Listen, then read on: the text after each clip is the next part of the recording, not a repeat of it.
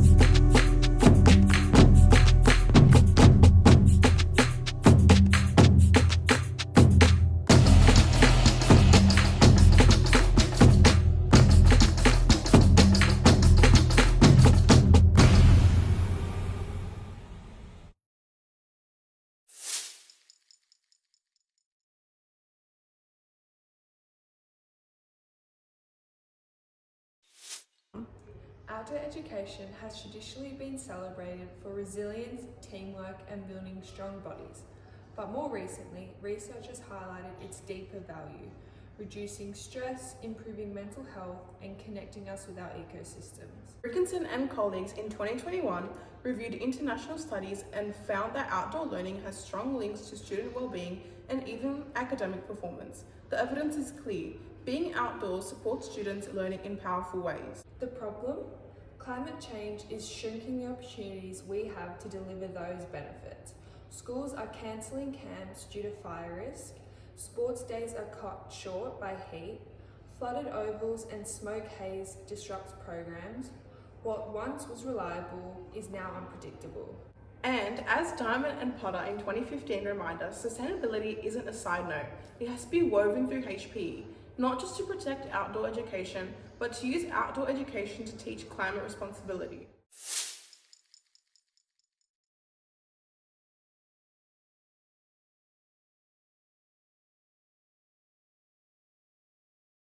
So why does this really matter for schools and for HPE in particular?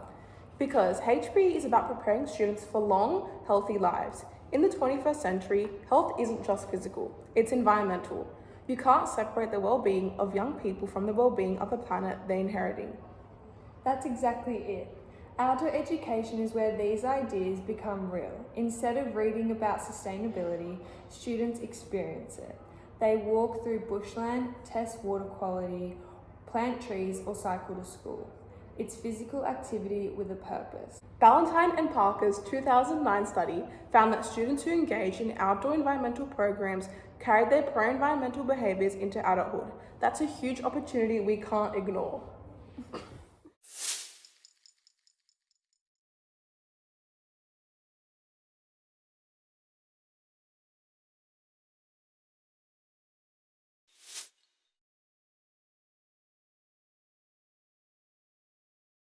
First, schools need to adapt their programs. We can't rely on outdoor learning being safe every day of the year anymore.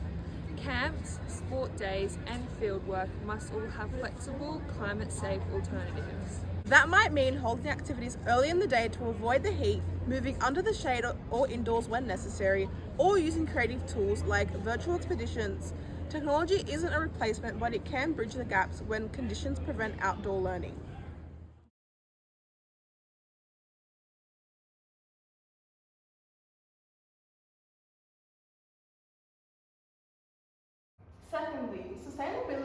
should be central to HPE, not just a bolt-on.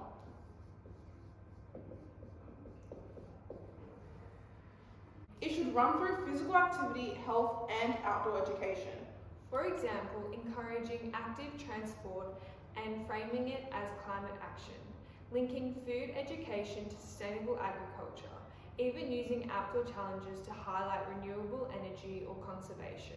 Tilbury in 2011 explains that education for sustainability isn't about just giving students knowledge, it's about empowering them to act, and HPE is the perfect subject for that.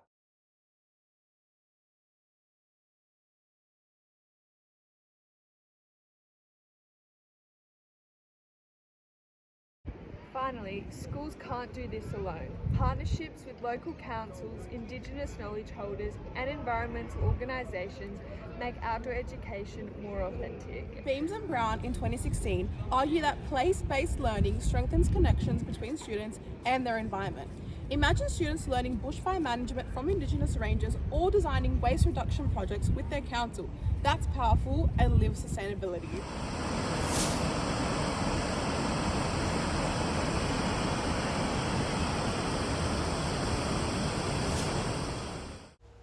Outdoor education has always been about more than sports or activities.